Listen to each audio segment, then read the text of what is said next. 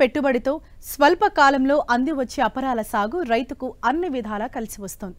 సాగు ఆరంభం నుంచే ఆయా ప్రాంతాలకు తగిన రకాలను ఎన్నుకొని సమయానుకూలంగా యాజమాన్య పద్ధతులు పాటించినట్లయితే ఎకరాకు 7 నుండి 8 క్వింటాళ్ల వరకు దిగుబడులు పొందవచ్చు. ప్రస్తుతం వేసవి పంటగా అపరాలు సాగు చేసే రైతులు పైరులో చేపట్టాల్సిన యాజమాన్య పద్ధతుల గురించి తెలియజేస్తున్నారు శాస్త్రవేత్త డాక్టర్ శ్రీధర్.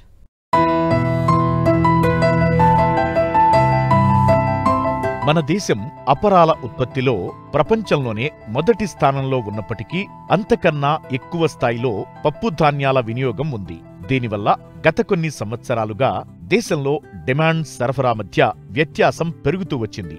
కానీ దేశీయ అవసరాలు తీర్చడానికి విదేశీ దిగుమతులపై ఆధారపడడం తప్పకపోవడం వల్ల ఎంతో విలువైన విదేశీ మారకద్రవ్య నిల్వలు నష్టపోవడం జరుగుతూ ఉంది. అందుకని దేశీయంగానే ఉత్పత్తిని పెంచి వాణిజ్యపరంగానే కాకుండా ఆహార భద్రతను, ముఖ్యంగా పోషకాహార భద్రతను పాటించాల్సిన అవసరం ఎంతో ఉంది. నీటి వసతి ఉన్న రైతాంగం ప్రస్తుతం వేసవి పంటగా మినుము, పెసర పంటల సాగుకు సిద్ధమవుతున్నారు. ఆయా ప్రాంతాలకు అనువైన రకాలను ఎంపిక చేసుకుని ఫిబ్రవరి చివరి వరకు ఈ పంటలను విత్తుకోవచ్చు. కొన్ని ప్రాంతాల్లో మార్చి 15 వరకు కూడా విత్తుకోవచ్చు. పెసర, మినుము పైర్లలో మేలైన యాజమాన్య పద్ధతులు పాటిస్తే మంచి దిగుబడులను తీయవచ్చు.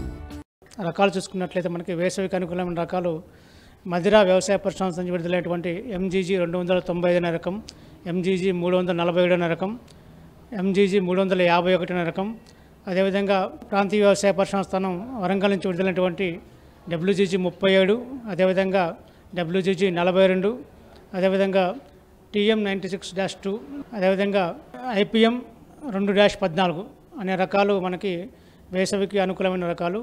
ఇవన్నీ కూడా మనకి దాదాపుగా 55 నుంచి 70 రోజుల్లో పంట కాలం ఉంటుంది. అదే మన డబ్ల్యూజీజీ 42 అనే రకం, 42 రకం 55 నుంచి 60 రోజుల్లో మనకి పంట చేతికి వస్తుంది. అదేవిధంగా ఇది పల్లాకు తెగులను కూడా సమర్థవంతంగా తట్టుకుంటుంది. మిగతా రకాలు చూస్తే పల్లాకు తెగులు కొంతవరకు తట్టుకొని మనకి ఎకరానికి సరాసరి 5 నుంచి 6 క్వింటాల దిగుబడినిచ్చే అవకాశాలు ఉన్నాయి. అదేవిధంగా మనం మెను రకాలు చూసుకున్నట్లయితే మనకి వేసవికి ముఖ్యంగా అనుకూలమైన రకాలు చూసుకున్నట్లయితే పీజీ 31 అనే రకం, ఇది 70 నుంచి 75 రోజుల పంట కాలం కలిగి ఉంటుంది. అదేవిధంగా పల్లాకు తెగుల్ని సమర్థవంతంగా తట్టుకుంటుంది.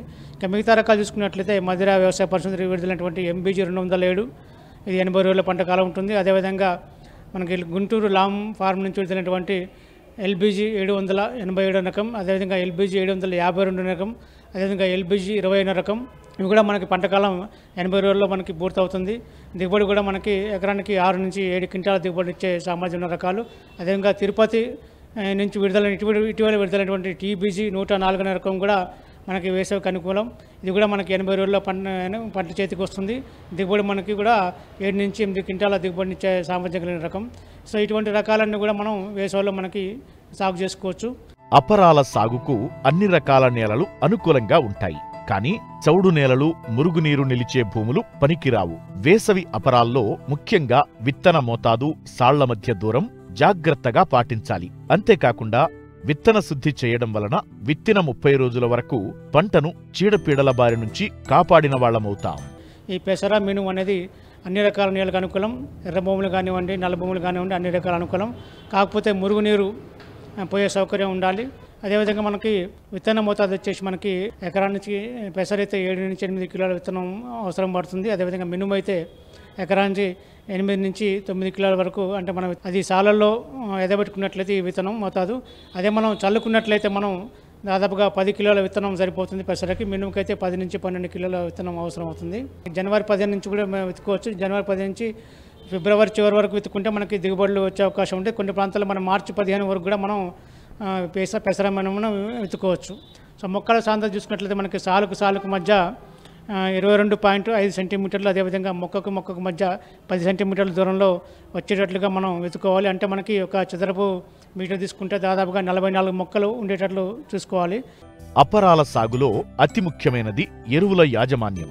ఎంచుకున్న నేలను ముందుగా 2-3 సార్లు బాగా దున్ని ఆఖరి దుక్కిలో 2 టన్నుల పశువుల ఎరువును వేసుకుని కలియదున్నుకోవాలి. దాంతోపాటు నత్రజని, భాస్వరాన్నిచ్చే ఎరువులను వేసుకోవాలి.